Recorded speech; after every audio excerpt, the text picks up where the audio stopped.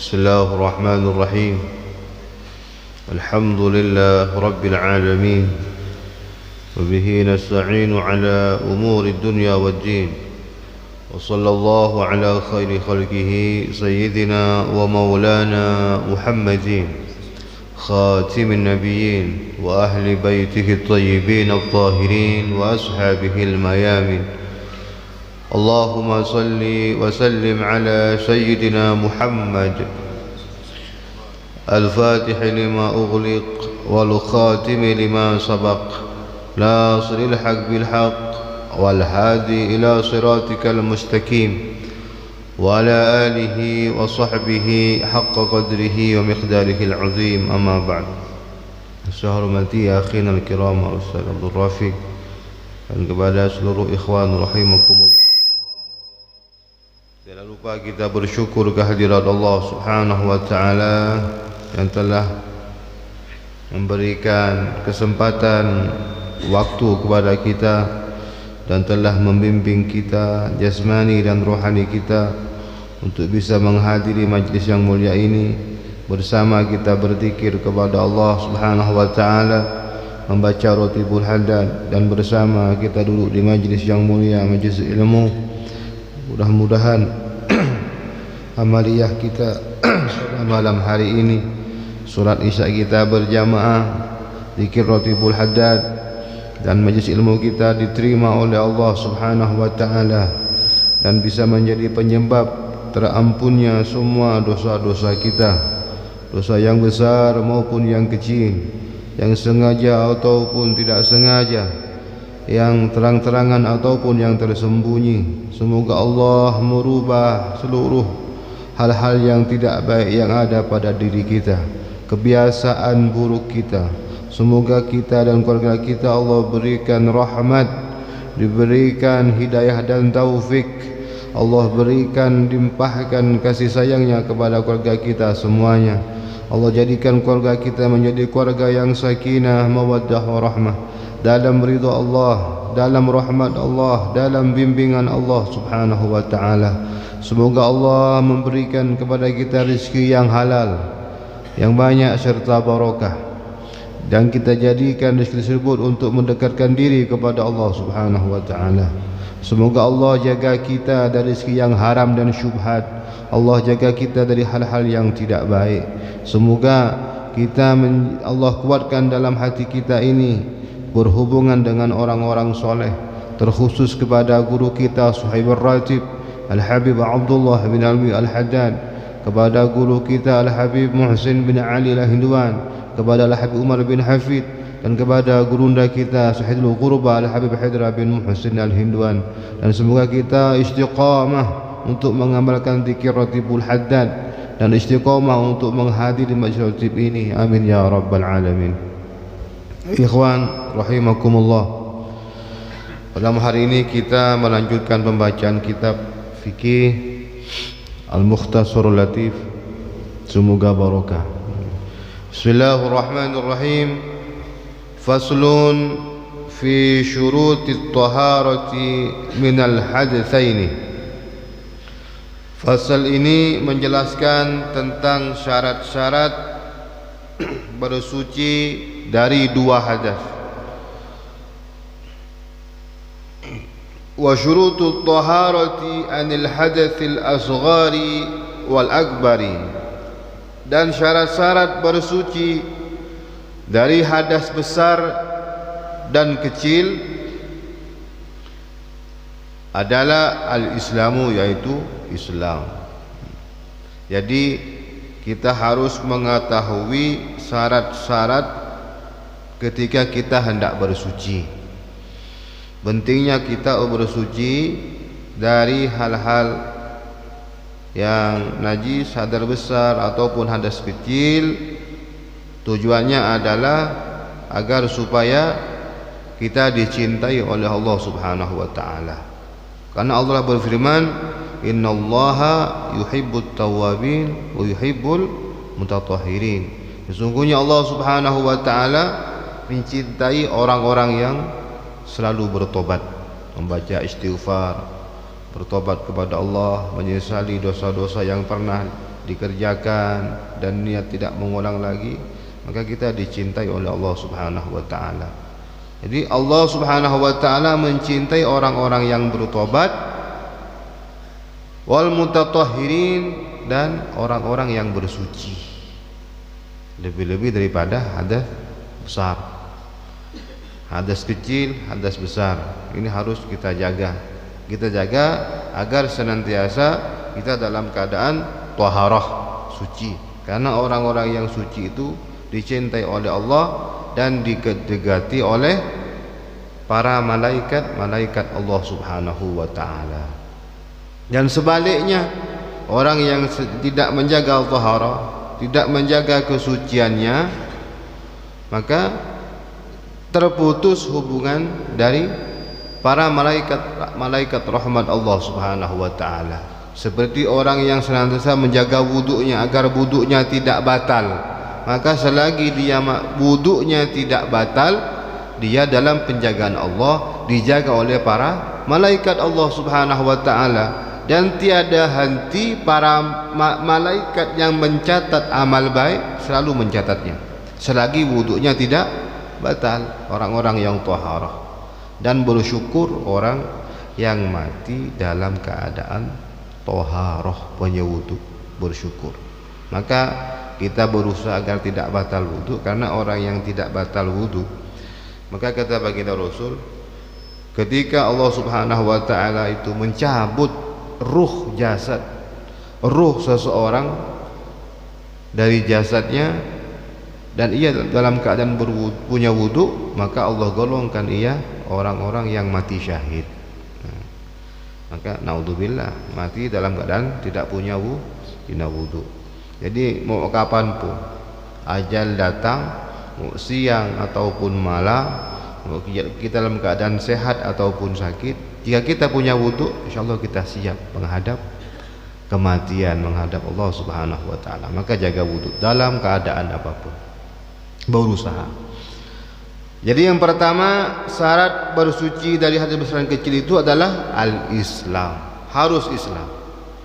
Jadi seandainya orang-orang kafir memahami misalnya tentang fikihnya orang-orang Islam, cara bertohar, cara bersuci, maka belum sah cara bersucinya, karena dia belum masuk Islam. Oleh karenanya, misalnya ada orang-orang kafir masuk agama Islam, berarti disebut mu'allaf, orang-orang yang masuk, yang baru masuk Islam, maka disunnahkan baginya untuk mandi sunnah ketika masuk agama Islam. Sunnah mandi. Jadi misalnya suatu saat, suatu ketika kita bertemu dengan orang kafir mau masuk Islam, di tangan kita bimbing mereka 2 kalimat syahadat, kita jelaskan tentang masalah syahadat, tentang sedikit tentang masalah Islam, anjurkan dia agar mandi sunnah, mu'allaf. Dulu dalam kisah Rotibul Haddad ini, dulu pernah ada cerita orang Cina di zaman Al-Habib Abdullah bin Alwi Al-Haddad. Orang Cina ini masuk Islam, udah masuk Islam, mati. Orang kafir yang masuk agama Islam atau mu'allaf itu, maka dia bersih, suci. Jadi semua dosa-dosa yang sebelumnya yang pernah ia kerjakan, misalnya pernah berzina, pernah minum khamar, mabuk-mabukan, sabu-sabu atau yang sejenisnya yang memabukkan, atau pernah mencuri, semuanya dihapus oleh Allah Subhanahu wa taala. Jadi ketika ia masuk agama Islam, dia suci layaknya seorang bayi yang baru lahir, mati dalam keadaan suci tanpa dosa. Jadi orang Cina ini masuk Islam di tangan Abdul Haddad, dia mati. Ketika mati, seorang bermimpi. Ketika orang ini ditanya oleh malaikat Munkar dan Nakir tentang masalah kubur, mar rabbuka wa man nabiyyuka wa ma kiblatuka wa ma imamuka wa ma ikhwanuka. Jadi orang Cina ini kan tidak paham masalah syariat Islam, dia baru masuk Islam langsung mati. Jadi ketika malaikat bertanya, "Man rabbuka?" Al-Habib Abdullah bin Alwi Al-Haddad. "Wa man nabiyyuka?" Taunya cuma kenal Abdullah Haddad. "Wa ma ikhwanuka?" Siapa saudaramu? Al-Habib Abdullah bin Alwi Al-Haddad. "Wa ma imamuka?" Siapa imammu? Al-Habib Abdullah bin Alwi Al-Haddad. Jadi tahunya cuma Abdullah Haddad. Jadi malaikat dia bingung, kok jawab ditanya Allah siapa Tuhannya? Abdullah Haddad. Siapa nabinya? Abdullah Haddad. "Wa ma kiblatu?" Siapa di mana kiblatmu? Abdullah Haddad. Bingung malaikat nih. Akhirnya apa? Malaikat dia mengadu kepada Allah Subhanahu wa taala. Udah, itu termasuk golongan hambaku, anak buah Habibullah bin Alwi Al-Haddad. Jadi ngerti sama insyaallah kita di akhirat insyaallah. Karena kita sudah mengamalkan Habibul Haddad, maka kita mempunyai hubungan rohani dengan beliau. Maka nantinya kita di akhirat, di alam kubur, menjelang kita kematian, masuk ke alam barzah sampai ke akhirat, kita dapat pertolongan Al-Habib Abdullah bin Alwi Al-Haddad, syafaat dari beliau.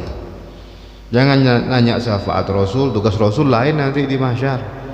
Tugas beliau itu khusus untuk umatnya yang udah positif masuk neraka. Itu tugas Rasulullah. Yang lain, tergantunglah punya hubungan dengan siapa.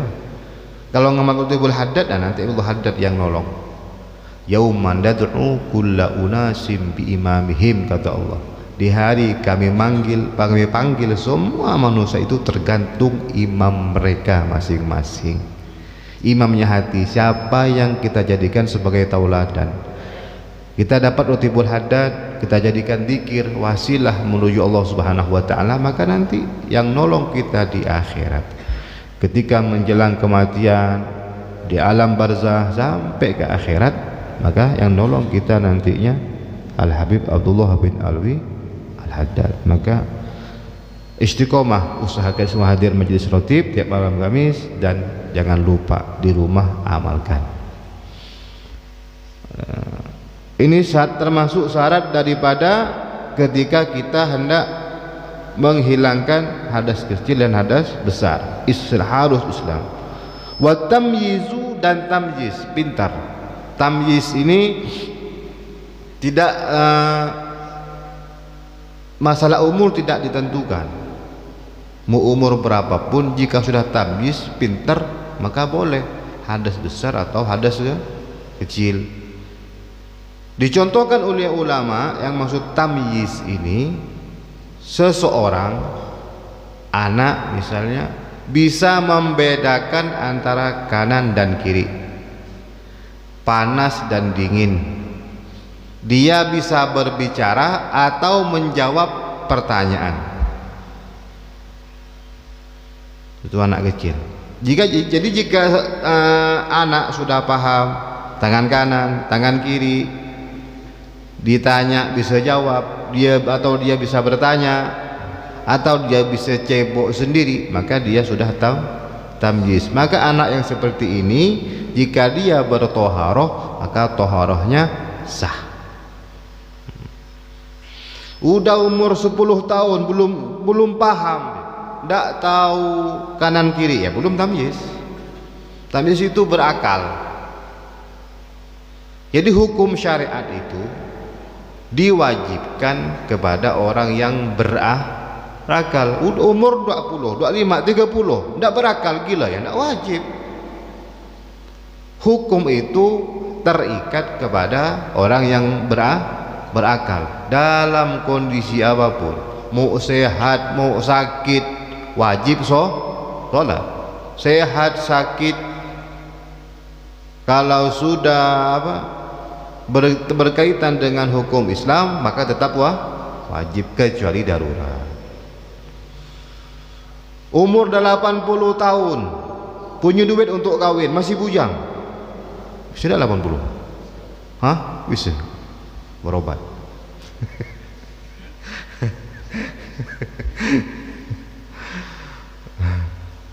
Wal ma'ut tahirul mutahhir, dan air yang suci dan mensucikan. Ini syarat menghilangkan hadas. Air suci dan bisa mensucikan.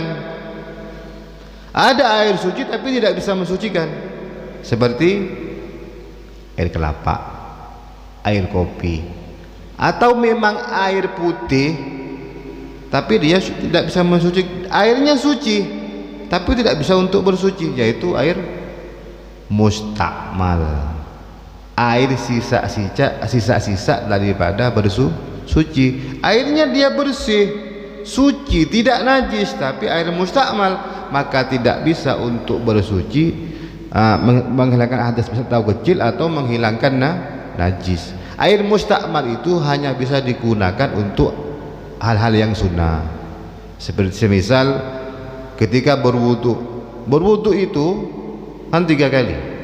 Yang wajib berapa? Yang wajib berapa? 1, 2, 3. Maksudnya yang wajib berapa? 1. Maksudnya yang wajib itu 1. Yang 2 itu sunnah. Maksudnya yang pertama itu tidak boleh pakai mustakmal, harus yang tohir mutohir. Siang sunnah 2 pakai air mustakmal boleh. Jadi air mustakmal itu hanya boleh digunakan untuk mengangkat hadas jika bagian basuhan sunnah, yang wajib tidak boleh. Fala yasihu raf'ul hadathi wala izalatun najasi illa bil ma'il mutlak. Maka tidak sah mengangkat hadas atau menghilangkan hadas dan menghilangkan najis illa bil ma'il mutlak, kecuali menggunakan air mutlak. Wahwa, dan air mutlak adalah ma nazala minas samai itu air yang turun dari langit, air hujan.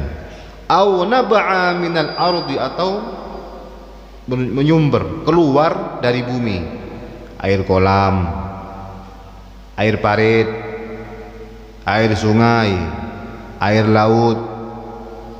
Nah, itu air mutlak. Air mutlak namanya, itu air yang boleh untuk bersuci. Maka selain ini tidak boleh. Air kelapa suci, putih, tapi tidak termasuk air mutlak, karena dia bukan turun dari langit dan bukan keluar dari bumi. Fa idza taghayyaru ta'mul ma'i, maka ketika berubah rasa air mutlak tadi, berubah au launuhu, berubah rasanya, au launuhu atau warnanya, au rihuhu atau baunya, taghayyuran fahishan, dengan perubahan yang sangat kuat, berubahnya sangat kuat, bi mukhalatati syai'in tahirin yakhsainil ma'u anhu, bercampur, sebab bercampur dengan sesuatu yang suci, maka za'farani, seperti za'faran, wal usnani, dan za'faron, minyak za'faron. Tahu minyak za'faron yang warna merah? Wal usnani, dan karbon, wal jissi, dan kapur, wan nurati, dan nur ini kalau di kamus gamping. Gamping ini apa ya? Nah pun tidak paham. Wan nurati di kamus saja gamping. Wal kahli, dan celak. Lam tajuz taharatu bihi, maka tidak boleh bersuci dengan air tersebut. Jadi kalau berubahnya sangat, rasanya berubah, warnanya berubah. Awalnya rasanya itu ya seperti air biasa. Air biasa itu kan sifatnya tawar, tidak manis, tidak pahit, itu air mutlak. Terus tiba-tiba berubah dengan sesuatu walaupun benda itu suci, misalnya dimasukin apa kapur, akhirnya berubah rasanya. Yang awalnya tawar akhirnya berubah. Dikasih minyak za'faron misalnya, berubah. Za'faron warnanya merah minyaknya. Awalnya putih, akhirnya air itu udah berubah merah gara-gara bercampur dengan benda yang suci seperti minyak za'faron atau karbon yang warna putih, akhirnya berubah. Maka tidak boleh bersuci dengan air tersebut, karena air tersebut tidak disebut lagi air mutlak. Insyaallah kalau untuk di Pontianak ini tidak payahlah untuk bersuci. PDAM jalan terus, PDAM macet lompat ke sungai bisa.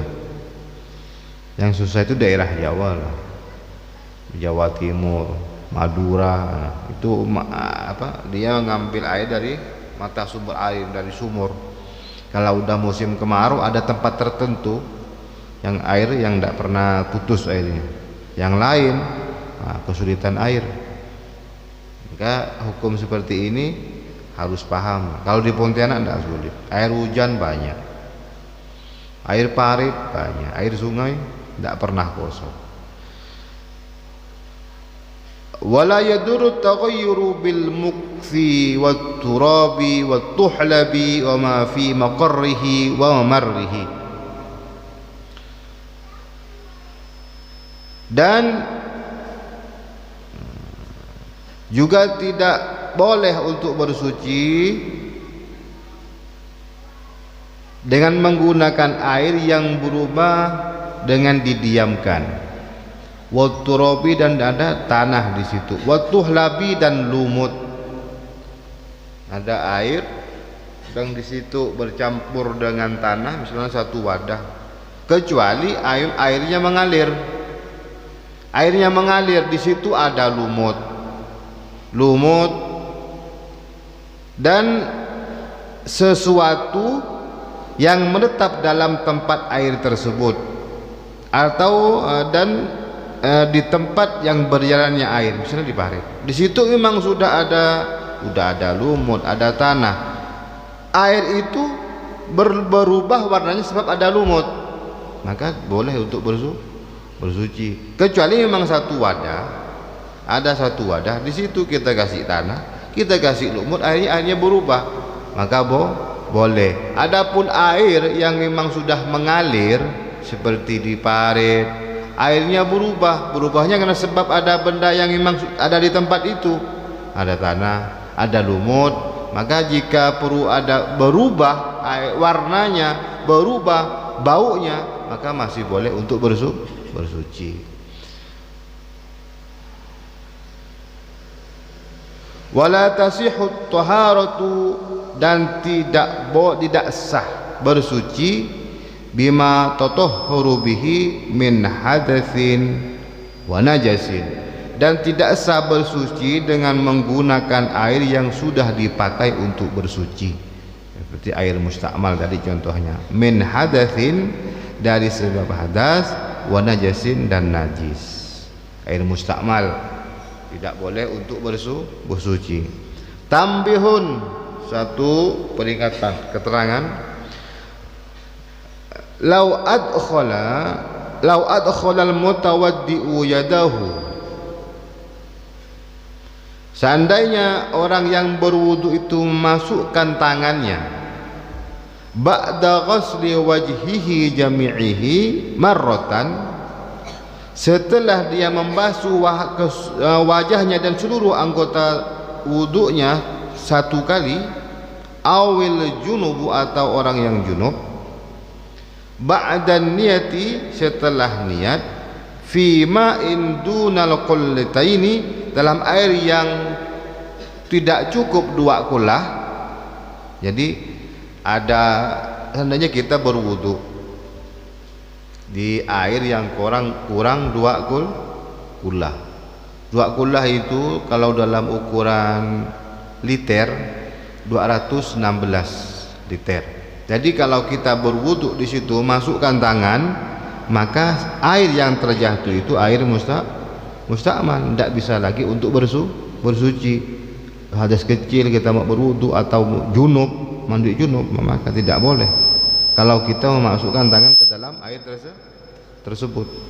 Faghtarafa wa nawal ightiraf, maka dia menjadikan tangannya ke dalam air tersebut dengan niat ightiraf, niat memasukkan tangan dalam wadah itu sebagai tangan sebagai dayung, niat sebagai dayung, bukan wudhu seperti biasa. Jadi ketika kita mengambil air wudhu, kita memasukkan ke dalam wadah yang ayatnya kurang 2 kula, niat menjadikan tangan sebagai dayung, maka walaupun airnya netes lagi, maka air tersebut tidak dikatakan air 2 kula, masih bisa untuk bersuci. Yang penting niat dalam hati menjadikan tangan ketika kita mengambil air wudhu, niat menjadikan dayung untuk ngambil air.